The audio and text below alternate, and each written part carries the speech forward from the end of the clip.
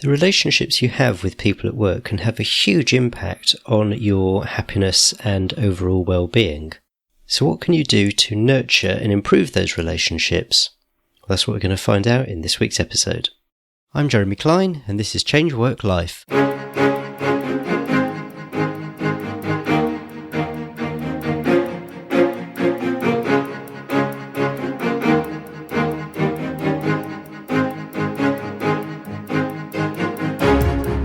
Hello and welcome to Change Work Life, where we're all about beating the Sunday evening blues and enjoying Mondays again. If you want to know how you can enjoy a more satisfying and fulfilling working life, you're in the right place. And if you hit subscribe or plus or follow on whatever app you're using to listen, you won't miss any of the great interviews I've got coming up, so make sure you do that now. It always surprises me just how much my enjoyment of work depends on how well I get on with the people around me. When I'm working with people that I like and where there's mutual respect, trust and support, even the toughest tasks can become that bit easier. So apart from just generally being a nice person to work with, what are some of the things you can do to be intentional about creating good relationships at work? And how can you set up these relationships so that if conflict arises, you can work through it without damaging the relationship? To help answer these questions and more, my guest this week is Nicolas Rion. Nick is a life and executive coach who specialises in helping people to become confident at building supportive relationships which stand the test of time. Nick, welcome to the podcast. Thank you very much, Jeremy. Thanks for having me. So why relationships? What made you specialise in this? Yeah, so the answer is pretty simple. I have a pretty big interest into everything that relates to emotional intelligence. And obviously emotional intelligence is used mostly in relationships and, everything around leadership and all those things. So that's why I touch this topic quite a lot. I really like how emotional intelligence impacts the relationship that we build in our lives, and also I find very important how relationship drive how fulfilling a life we have, be it personal or professional. We can, there's a quote that I kind of like to say is we can live without relationship, but we thrive thanks to relationships, right?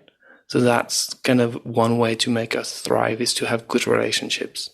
And you mentioned there emotional intelligence, which is a phrase I've heard quite often, but could you just give us the brief definition of what emotional intelligence actually means?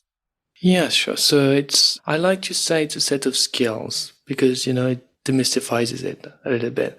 The set of skills that allows us to manage our emotions in order to gain, communications and social skills, and also self-management. It has kind of three big components, which is self-awareness, self-management, and self-care. It's very much about self, but it also, when you have a very good understanding of yourself or of your emotions, when they're triggered by what are the needs that you have, and you are very good at managing them and using them as data in situations, then you're much more able to control, what impacts you have outside of yourself, on the people outside, on the situation outside of yourself, right? And obviously that helps a lot with everything in conversations, situations, how you manage particularly difficult situations, also how you communicate to others, how you engage others, how you bring people together. All that has a huge impact on everything that, touches to others. Of the three things you mentioned there, self-awareness, self-management and self-care, I feel like self-care is probably the one that gets neglected or doesn't come up so often. So can you talk about the importance of that in emotional intelligence? Yeah, sure. So self-care is all about your your needs are you, and ignoring them will lead to feeling bad about yourself, but also understanding that sometimes you need to be by yourself. Sometimes you need fun, sometimes you need and not ignoring that. Some people, for example, one that I usually mention is the amount of stress that people can handle. We don't have the same level of stress that we can all handle. Some people can handle very high levels, some people very low levels. And having an understanding of that is self-awareness, but also the self-care is making sure that you don't go higher than that level, right? That's self-care. When you get to that level, it's saying like, no, that's where I need to stop, right? That's where I need to care for myself. One thing about relationships is that they inevitably involve at least two people. So how much can you do with one-on-one coaching where relationships are involved, given that there are going to be at least two people to a relationship? I like this question. I often get it. Well, it's quite simple. You can change your own behavior. It's much more difficult to change the other's behavior. There is a quote from Paulo Coelho that you might know that says, you change the world through your actions, not your opinions. And for me, it really means that if you have the right behaviors, if you have the right actions, people around you will get inspired. So it's exactly the same when you're in any relationship. If you behave in the way that is according to your values and with everything that makes a relationship great, your partner, the person, the other person in the relationship will automatically benefit from it. And do you ever find as part of your practice that you are sort of coaching the relationship itself, so the two people, or do you ever just focus on the one person? I focus on the one person. Why? It's because those people come to my practice with the objective to improve their relationships or improve their skills in relationship building. But in any case, they know it comes from them. They don't come and say, save my relationship. They come and say, I need to get better at it. Does that make sense? Yes, it does. Let's talk a little bit in broad terms on the importance of relationships generally. Something I heard recently was that relationships, and we're not necessarily talking about romantic relationships, but it could include that, but that relationships and strong relationships can play into things even like life expectancy. I never heard about that, but I don't doubt it. I mean, it's all about. There's one thing that I like to talk about this. You know, all the chemicals that we have in our body, the different chemicals are triggered depending on different situations, like the dopamine one, the oxytocin, and etc. So oxytocin, I think, is the chemical of love. There's one that is cortisol, that is the chemical of stress. And it's been proven that so cortisol is a chemical that you can have in your body, but you need to have it at like little doses, right? And your body is gonna expulse it like as soon as you don't need it anymore, because obviously in life you will have stressful situations, but they need to be short. And if they live too long, that you experience them for too long, that means you flood your body with cortisol constantly. And that is very bad for your body, right? So it's exactly the same thing. If you're in a relationship that is stressful and you're constantly stressed about it and anxious about it, then your body is full of cortisol constantly. And that's not good, right? That's not healthy. So if there's maybe one thing that I know is this, I don't know if it lowers your expectancy, but I wouldn't be surprised. When it comes to talking about relationships at work, how context specific are they? So, I mean, how much do they depend on where you work, the job you do, that kind of thing? The type of relationship that you build? Yeah, yeah. I mean, are there sort of principles which can apply to kind of all work situations, or do they tend to depend rather more on the specifics of the situation? I think in life and at work in general, relationships have both breadth and depth. That means, what does that mean? So when a relationship can be here only to bring you lightness or introspection or support or anything, right?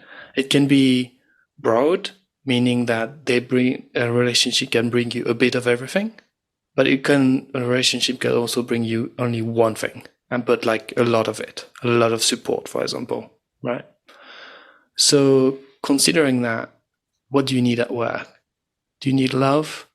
Maybe not so much, but you might need support, right? A lot more that you might need in your personal life. So depending on that, then the characteristics of the relationships that you build are going to be a bit different. I think it's more about what characteristic you want from those relationships. What do you want in those situations when you are at work or when you are in your personal life? Some people at work build relationships that are only professional. That means there's a lot of trust, a lot of support, but it's very direct and like no nonsense kind of relationship. While in their personal lives, they want lightness and love and affection and all those things. They separate both, but you don't have to. It's very much what you want to do.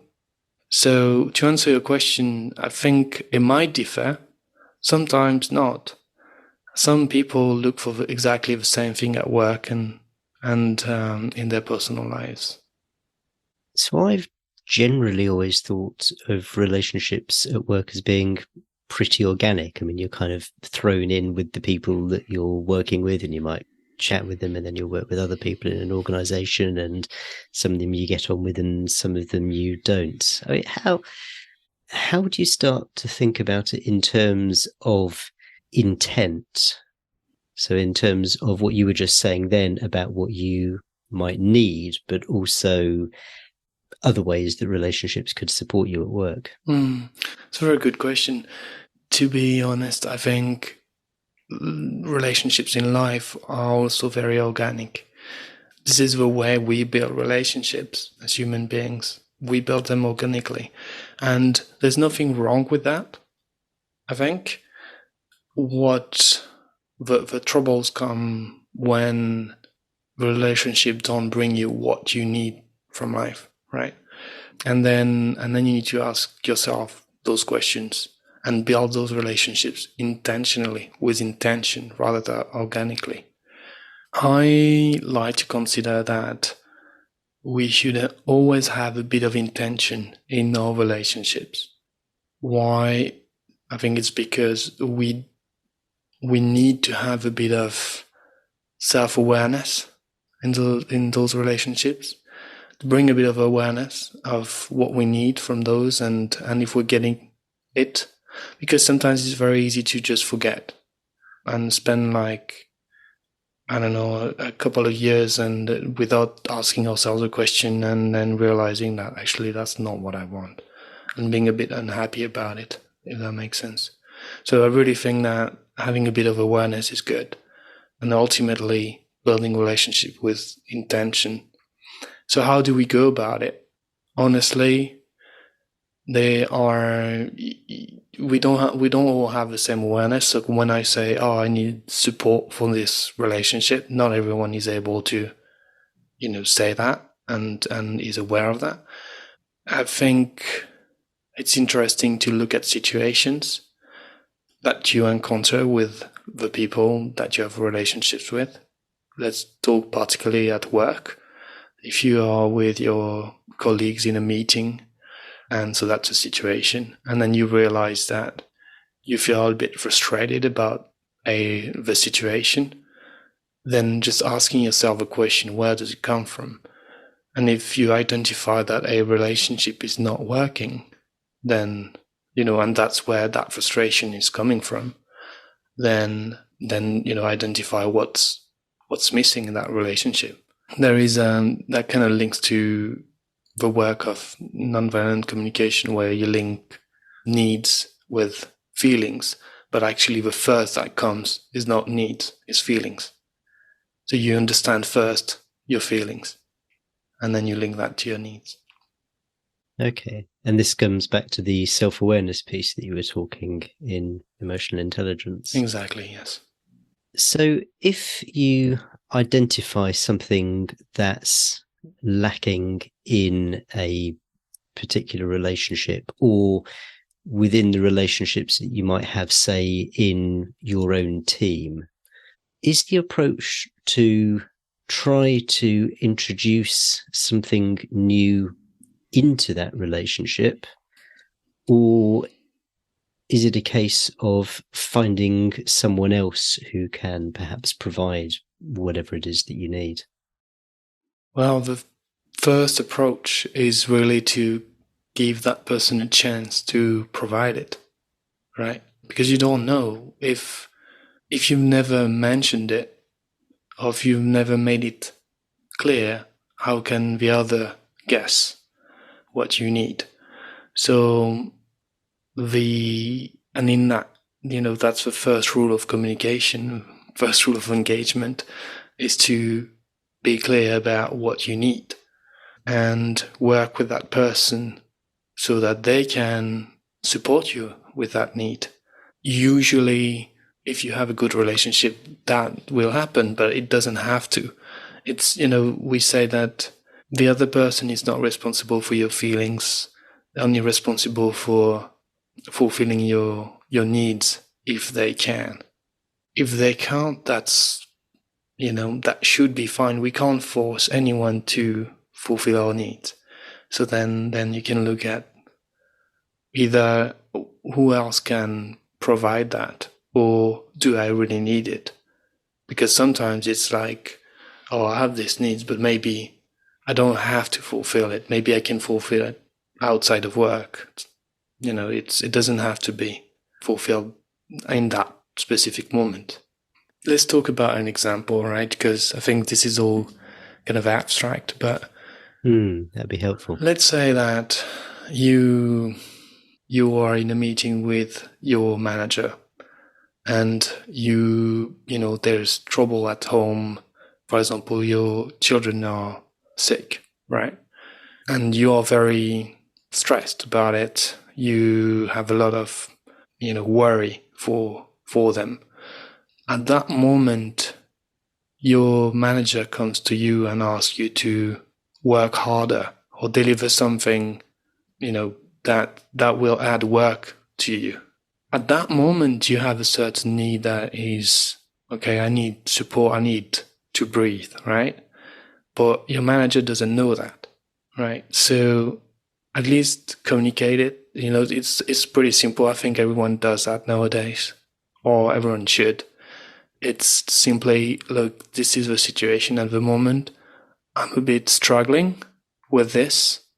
I have my children sick, and I need to spend more time with them, or whatever the problem is. I really need you to support me with this. Your manager will likely be, okay, how can we work with that? Let's find a solution together. But if you don't mention it, it's never going to happen. Hopefully, your line manager would be like that. But everyone who's listening to this has probably experienced the sort of manager who doesn't react like that, and who possibly takes a different approach, who maybe goes, well, that's your own home problems, don't bring them to work, or whatever it might be. And as you said, the other person is not responsible for your emotions and or meeting your needs if they are unable to. So in those circumstances, I mean, what can that person do? First of all, there is having that understanding also of that person's need. That's the second step. Your manager might have some very urgent need. They might have this exact same problem. They can't, help you because they're so stressed about delivery issue that they have to fulfill, and they can't help you because of that. It can be that too. But if you don't find that out, you will never be able to say, if you find out, you might be able to say, oh, actually, I know this person can help you with this, and so we can find a common solution to our problem, kind of thing, right? But if you don't try and find out, then you will never be able to have that conversation. Now, it's really hard to have that conversation because it requires the other person in front of you to be open about their situation too. And it doesn't always happen. Then I think the solution after that is really to consider what you can do and what you cannot do and be very honest about it. You need to maintain your boundaries. Obviously, your children are more important than a job. I think the health of your children are more important than your job, potentially. You'd hope so. Yes. There's obviously, I'm really a bit torn when I say that because there's obviously potentially more behind it, right? But let's simplify it for matter at hand. If it is, then there's, you can have conversation with obviously other people, your colleagues, HR, etc., etc. You can expand it to try and find a solution. I think what's important is be in a collaboration mode. People are not. I always come from, the fact that people come with good intentions. If someone is not ready to fulfill your needs, then there's probably still a good intention behind it. And either you try and find out why and try to help them, or you try to get help from others, but always in collaboration, right? Let's try and work together towards a solution that works for everyone else, for everyone. When it comes to building relationships with work colleagues, I mean, there's those interactions which you have, which are, if you like, quite transactional. In other words, they relate to the work that you're doing. So you'll be discussing a particular project or a particular piece of work or that kind of thing. And there's ways you can conduct yourself in those interactions. Would you say that those sorts of interactions can be sufficient for building the relationships that you want with work colleagues, or is it better to strive for those sort of other interactions where you're not just talking about work, where you're having the chit chat and that kind of thing? In any relationship, so we'll talk about it maybe later, but if you want a relationship that supports your work, let's talk about professional relationships. If you want it to support your work, support you in achieving your objectives, those relationships need to have at least two ingredients that are very important. That is trust and support. If you don't have a trusting relationship, it's a risk. It's a risk because it's, I use an expression. It's like climbing. Have you ever done rock climbing? Tiny little bit. You climb a rock, big rock, you climb quite high, and you use a rope, right? The rope links two people between them. The rope is the relationship. You need to maintain it. You need to make sure it's in a good shape, right? It needs to be not too rigid, so otherwise if you fall, it's gonna hurt. So it needs to be slightly elastic. It needs to be also not too elastic, because otherwise if you fall, then the other person will not have time to catch you, right? It's a little bit like that. Relationships are a little bit like that. You need to maintain that relationship. And what makes its strength and its elasticity is the trust and the support. If you don't, then when you climb and you don't have a good quality rope, then I can tell you that you're going to be pretty stressed. You're not going to do a good job. So to your question, what should I do in terms of activities in relationship? You need to do activities that will maintain that relationship, maintain that trust, maintain that support, right? And what are those activities? They can be working on a project together and fighting hard to meet a deadline. That builds trust, especially when you work in collaboration, but also external activities, doing things where both people are vulnerable. So if you do a cooking activity, if none of the people in the relationship know about cooking, then I'm pretty sure they're going to be both vulnerable in this activity. And why it's important is because vulnerability builds trust. The perfect example for that is when you show yourself naked in figurative term, and the person doesn't make use of that, doesn't make fun of it or anything, then you can trust that person, right? That's vulnerability. That makes sense? Yeah, I think what I'm picking up then is you kind of need to test the waters with the vulnerability to see whether or not you can trust that person. It's kind of the vulnerability comes before the trust to demonstrate the trust, rather than having the trust first and then being vulnerable because you can trust them. Yes, you need to be vulnerable to build trust, both ways.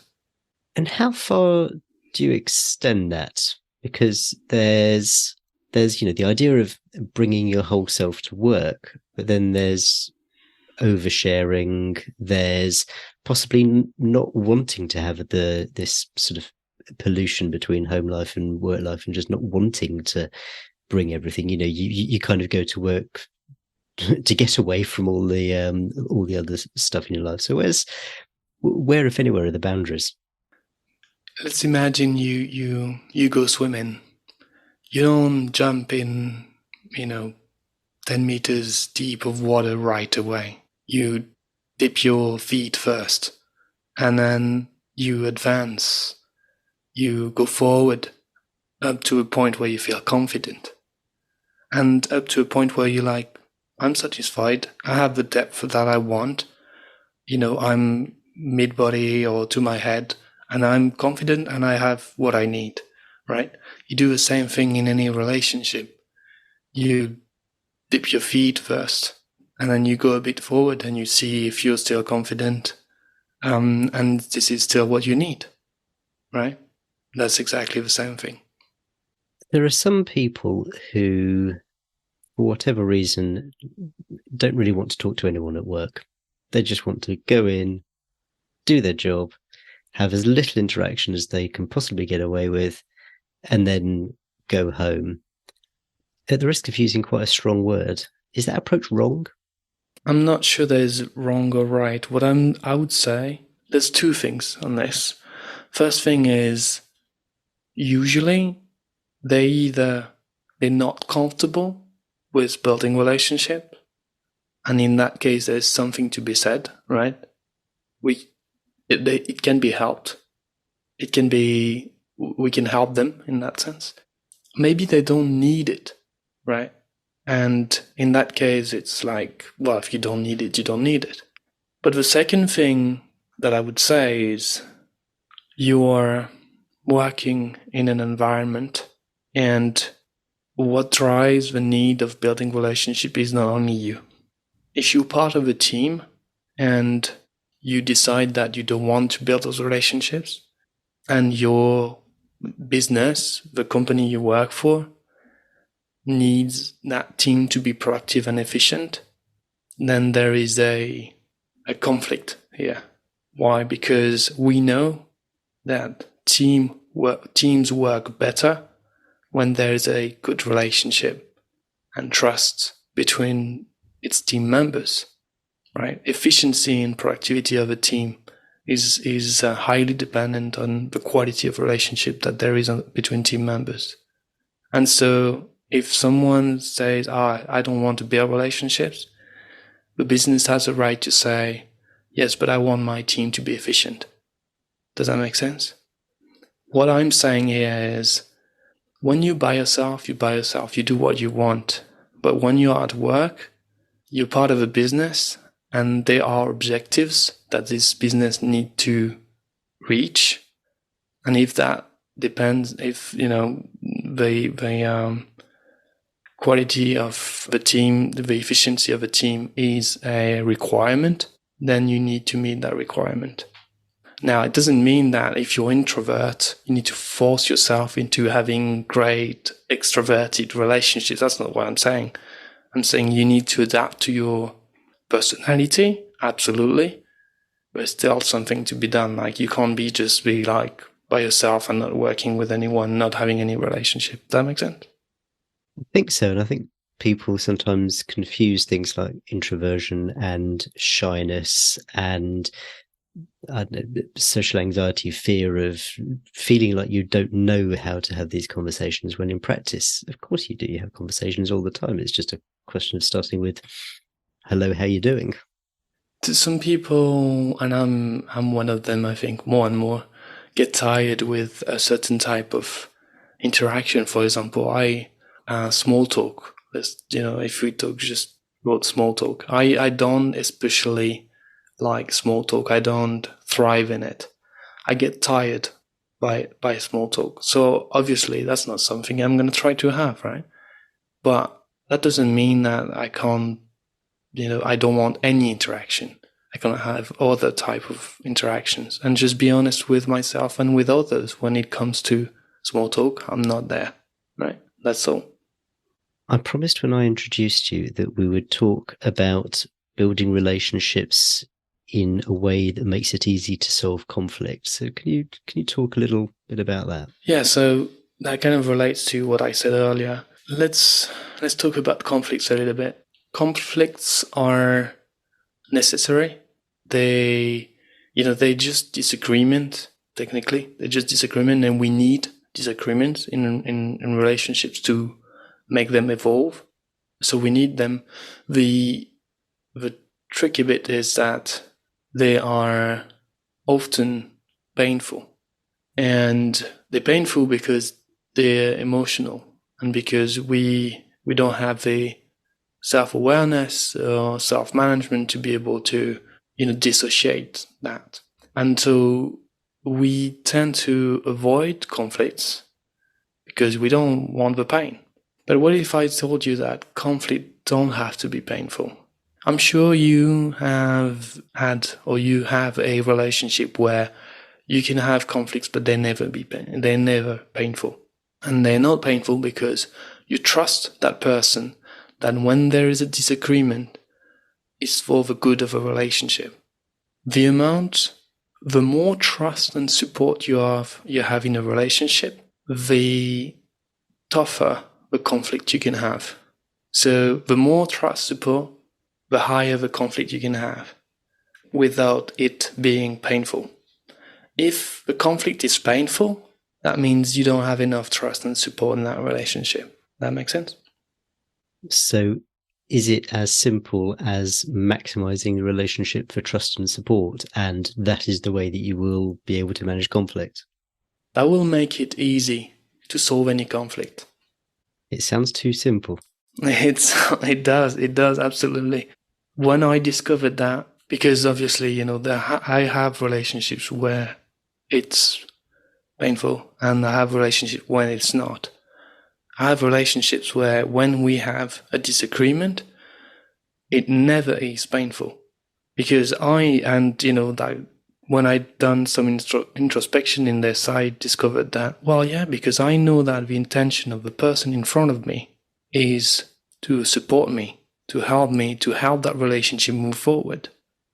And that takes quite a lot, actually, doesn't it? To have that feeling that the reason for the conflict is to trust the person in front of you to have your best interests at heart rather than having their own interests. at heart? I would say it's not about their interests or your interests. It's about that whether or whatever your interest or their interest, their goal is to make the relationship move forward. That makes sense? So then obviously they take your interest into account and they are very clear about their interests. And then they try to find a way for this relationship to evolve that will, meet both. Again, that's what I was saying earlier. Collaboration is a word here.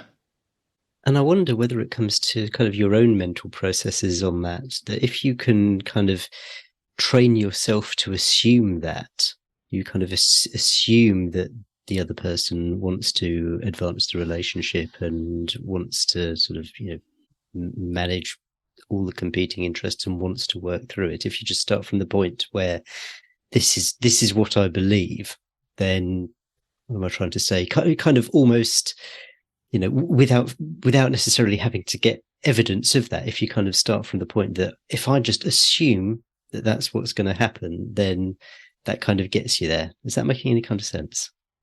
You can do that, yeah. You can kind of force yourself to believe that they want the same thing that you do, or you can have that conversation. Yeah, or maybe it's choosing to believe rather than forcing to believe. So kind of if Yeah, someone says something and you could interpret it one of two different ways, and one of which makes you feel pain, but if you interpret it the other way, actually it's okay, and you choose to believe that it was intended in the okay way, and you might not have any evidence either one way or the other, but just choosing to believe that maybe sort of takes the sting out. you can do that, or you can. I would say I would add something to this. I like your idea of choosing to believe. However, this is an assumption, and there's nothing wrong with checking it.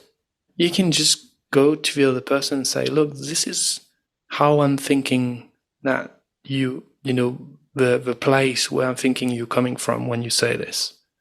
Is that correct? Checking your assumption, being curious about it. That's the first step. I might be a bit fearful of asking the question in case the answer is no. If the answer is no, they will correct you. The only tricky bit here is that it's really hard to not to come from a judgmental place. What I'm saying is, if you ask that question, they might feel like being judged, but it's not really, it's you checking an assumption. And you can just communicate it this way, by the way. You can just say, I'm making this assumption and I just want to check. I just want to make sure that I'm not making a wrong assumption here. Okay? And that means that if you're wrong, it's you being wrong. So that puts it on you, not on them. Again, you can control how you feel. You can't control how they will feel about your question. But that's not up to you anymore. Nick, I'm conscious that there's an awful lot of other stuff which we could talk about, which I don't think we have time to. Is there anything else in the last minute or so which you just feel like, yeah, I've got to say this. This is something that I think is really important that people take away from this conversation? I would say, and this is something that when I understood this, it kind of changed my life. It's not, having successful relationships and building relationships that bring you what you need in life. It's not rocket science. It's actually pretty easy once you understand the principle of it.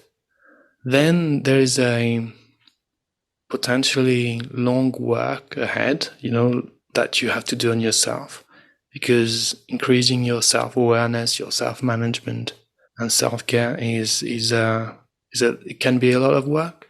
But once you start, the first step is the hardest. After that, you will get it wrong, but you will constantly improve, which, it's not about being perfect. It's only about increasing this as much as you can, across your life. That's it. Nick, if someone wants to dive into the topic a bit more, what resources could you recommend they take a look at?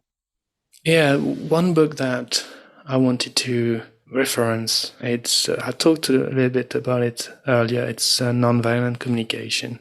And it's a book that was written by Marshall Rothenberg. I've read it years ago, and I can't recommend it enough. It's a very easy book to read, and it gives a very good perspective on everything that we've talked about. And where should people go if they want to find out more about you? Sure. So they can go to my website, so nicolasrion.com. And I also have a document that they can download for free if they just want to have a look. That is called the 10 Habits of Successful Relationships. There's a lot that we talked about today that is in there. There's a lot more. And they can just have a look and see if that's helpful for them. Terrific. Well, thank you, Nick, for a fascinating conversation and for coming on and sharing your expertise. Thank you, Jeremy. I very, very much enjoyed our conversation. Thank you for having me. Okay, hope you enjoyed that interview with Nicolas Rion. Given that relationships inevitably involve at least two people, I was really interested to find out from Nick just what one person on their own could do to influence, to nurture, and to improve relationships. And it was really interesting how he encouraged us to focus a lot on ourself, self-awareness, self-management, and self-care. Self-care is one of those things that I think we just often overlook it. We kind of think, we'll put ourselves second to all the other demands that we have facing us. But it was clear from the interview with Nicolas that self-care is as much an aspect of relationships as all the other things he identified. And for those of you who say that you just want to get on with your work and never have to talk to anyone, do bear in mind what Nick said about how relationships can be important for building up the efficiency of a business. If you're part of a team and that team has to work together in order to deliver something, then inevitably the relationships within that team are going to affect how efficiently that deliverable is met.